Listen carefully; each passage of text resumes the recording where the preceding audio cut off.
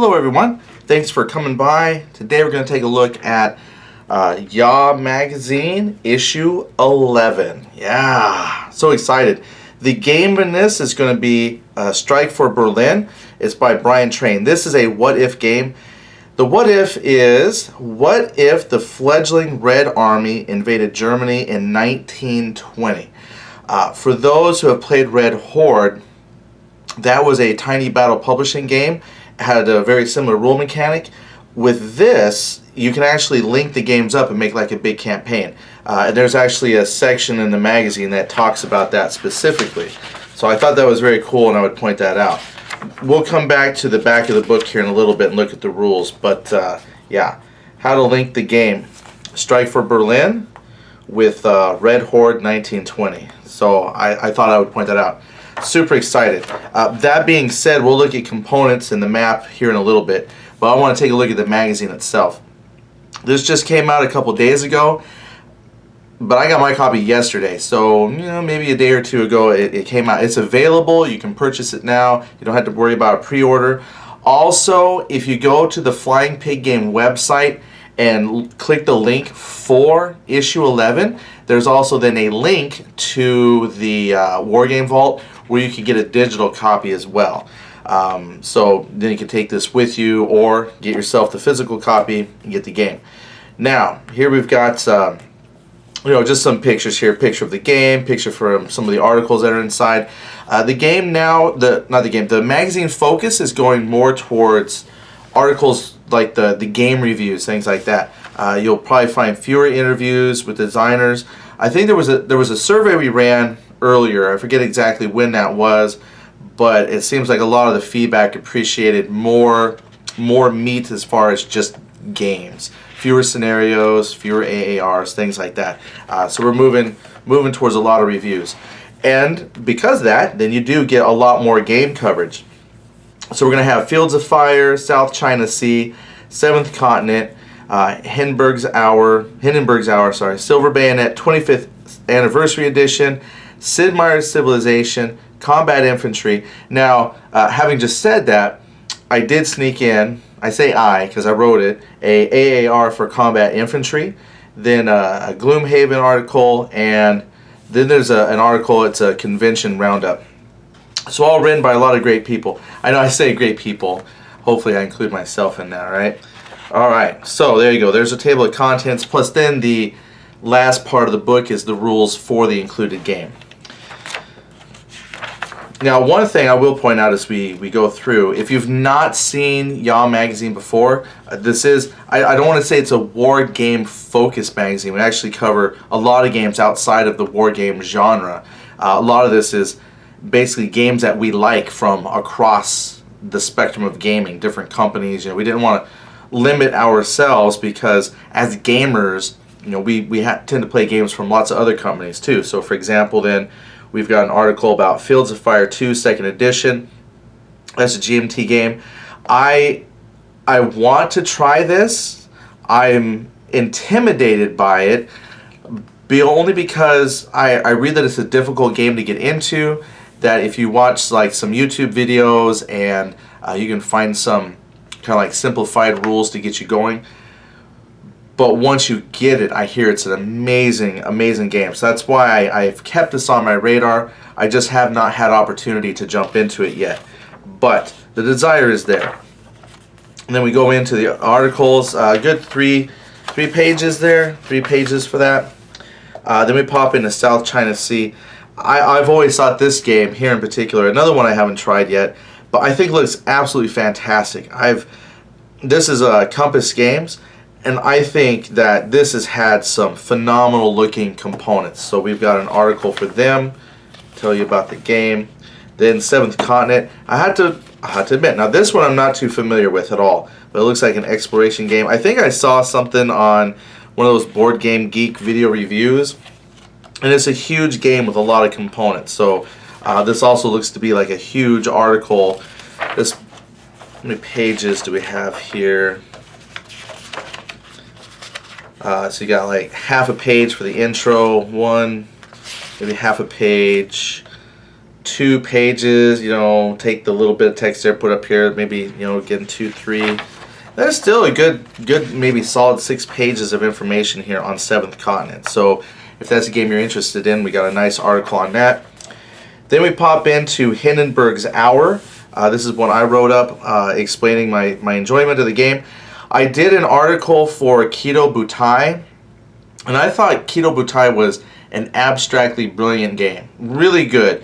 Takes what I would be thinking of as very complex operations of carrier operations, things like that, and it has a very simple mechanics that simulate aircraft launching, landings, and attacking midway, plus the Americans' ability to go out and find the Japanese fleet and institute that combat. It is a very punishing game. So the dice either really like you or the dice absolutely hate you. Now with this game, it's a solitaire game, but I think this might be more in line with what a lot of gamers would like because it's a hex encounter. Whereas Kido Butai was almost like an open map. There was no grid reference lines or anything like that. Had a little spot down there for the Japanese carriers, a little spot for midway, and I think like a hex representing like the Japanese fleet. It was just very, very abstract. This, I think, for some gamers will feel more at home because there is actually hexes and hex movement and things that you have to worry about. But then there's a review in here of that. So same company, but a different gameplay, but still a very rewarding gaming experience, I think. And then the article will go in and explain why. And yeah, apparently I didn't get as much in page-wise, so I got the front page here, got a page, so half page, 1, 2, 3, add that together. So I got about 3 pages on that game in here. So I think it was really, really good. Then there is Silver Bayonet 25th Anniversary Edition. We have coverage. I honestly don't know much about this one. Like, I've seen this before, but I've not done a lot of Vietnam War gaming. And so I think just being who I am, I've kind of looked over this one. So I'm excited to read the article because I don't know much, if anything, about this particular game. So I'm very excited that there's a nice article in here. Again, like a review, thoughts, opinions on the game, and whatnot.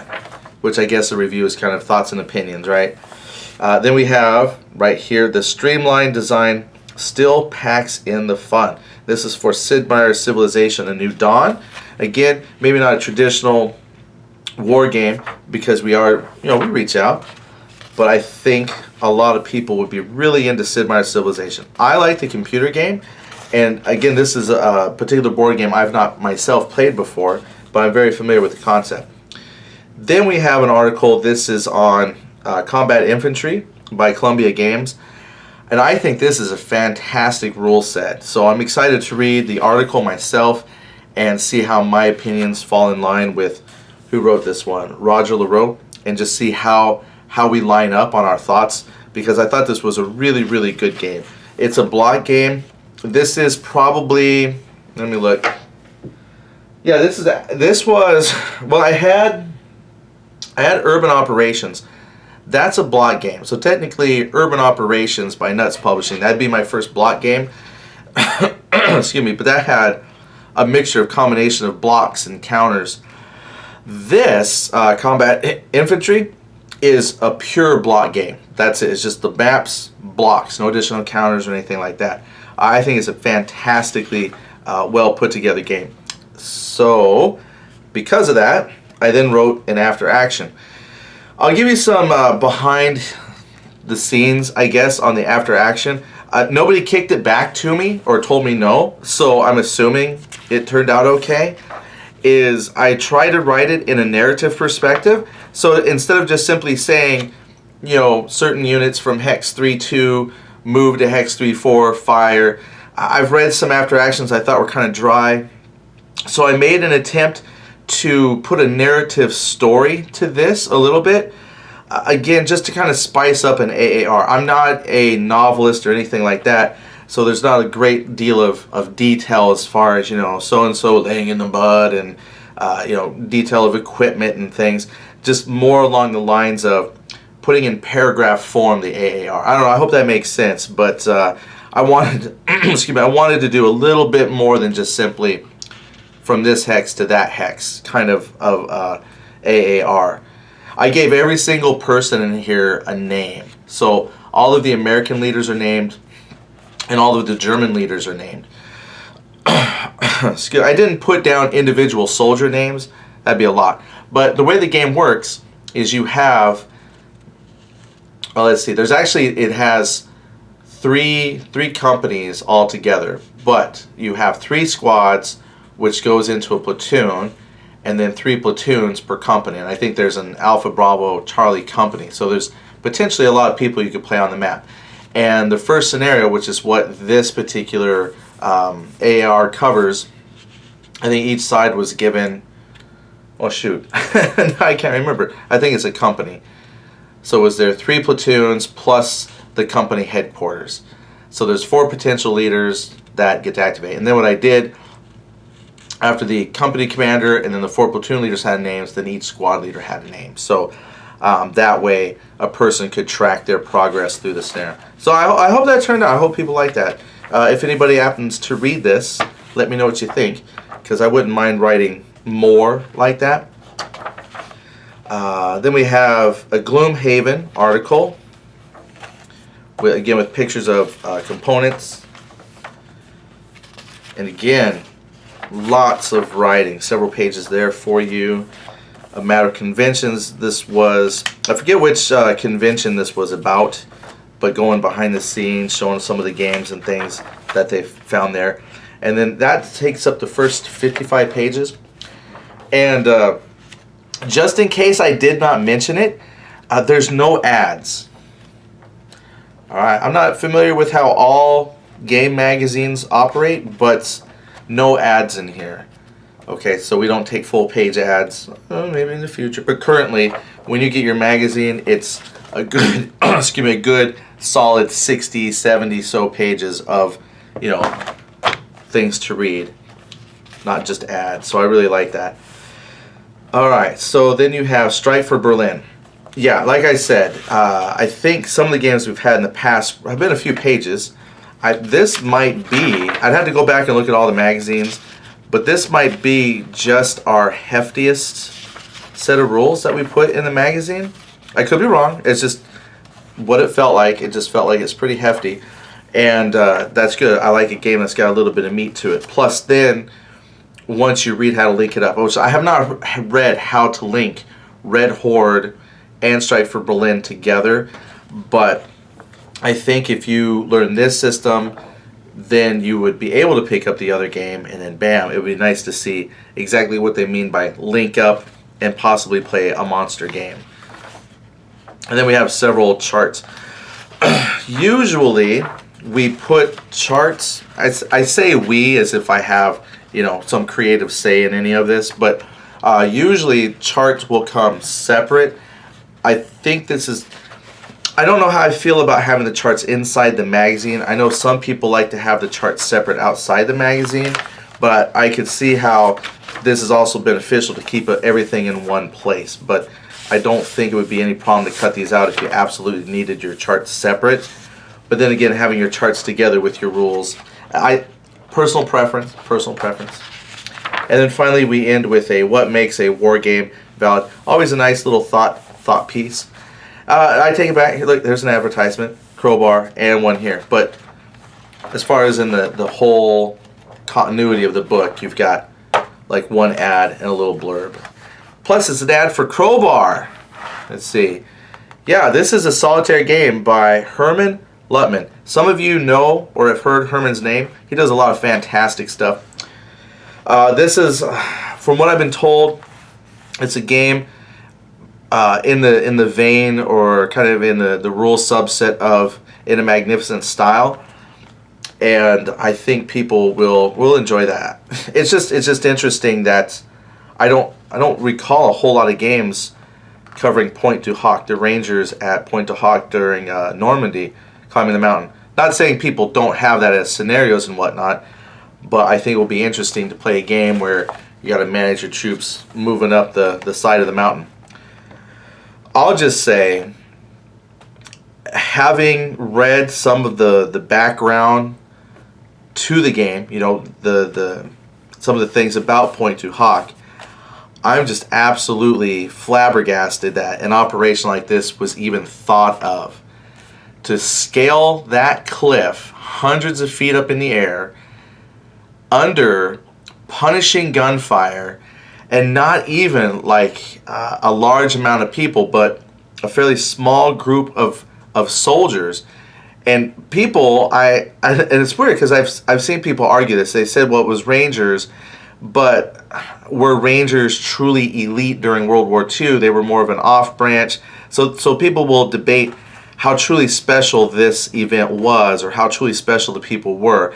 But I'm going to tell you what, whether it was a regular soldier, elite soldier, the fact that they were able to scale the side of a mountain using various climbing tools, ropes, rocket Gatling, grappling hooks, all these different things, some of that, first time tried equipment under combat.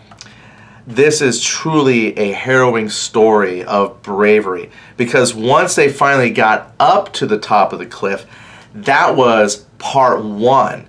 They then had to go find their objectives, hold the objectives, and because they were an infantry force carrying with them what they could bring to fight, to bring that up the side of the mountain, they had to survive for a couple of days while the rest of the beaches were finally bypassed and relief could get to them.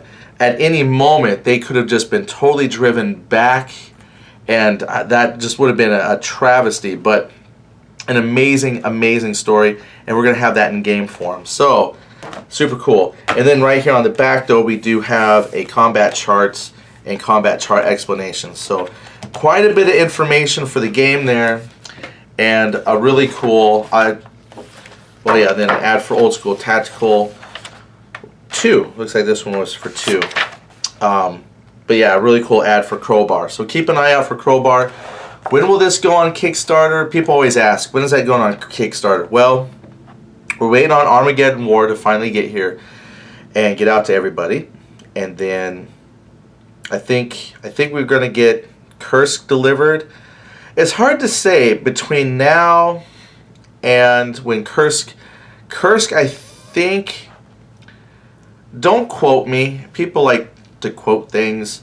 Last I heard, though, it's planning for August. It just really all depends on how things get at the printer. Sometimes the printer will have, I don't know, I'll just say they have hiccups, and that sometimes causes delays.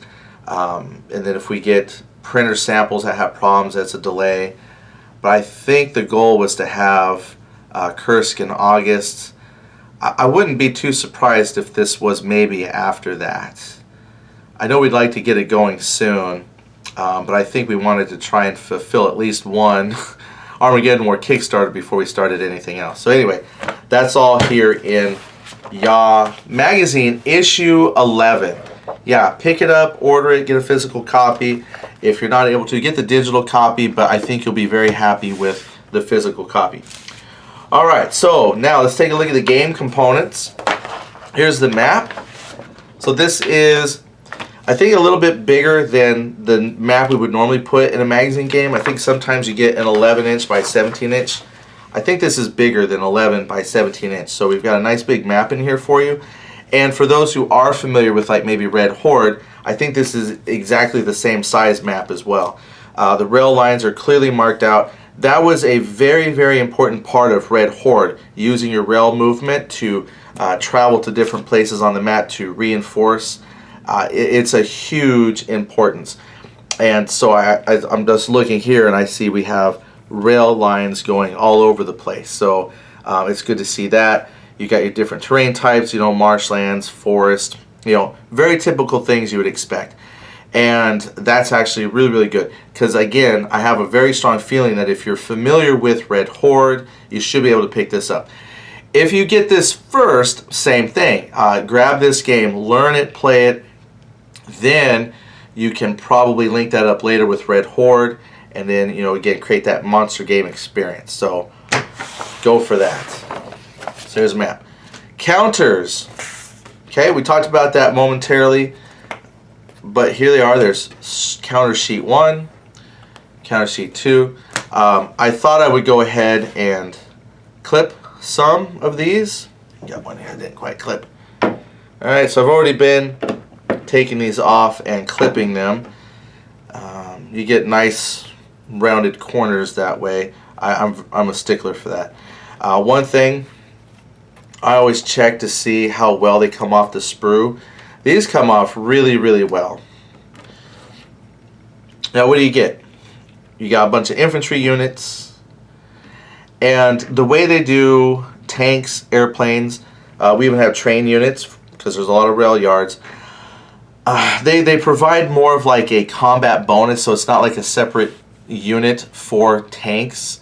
They actually just provide kind of like combat bonuses, and then under certain conditions they will either end at a turn, or like in airplane there's actually a square on the map where aircraft return at the end of a turn, kind of a thing, and then you would have to purchase them later with your reinforcement points. So there's a whole section in there about getting your reinforcements and then buying extra stuff. So yeah, let's see, 2 sheets, 88. I'm not good with math, so that's about 176 counters, maybe, right? So that's actually quite a bit for one of our magazine games. So I think we've had very good games in all of the magazines lately, such as we had the what was it, Hindenburg one that we just had, which was also then kind of based on the same design as Race to the Sea. I know, a really good game. We've had, I think in issue 9 we had Donetsk, I can't pronounce it, Donetsk. I hate mispronouncing games, but I do, names of places.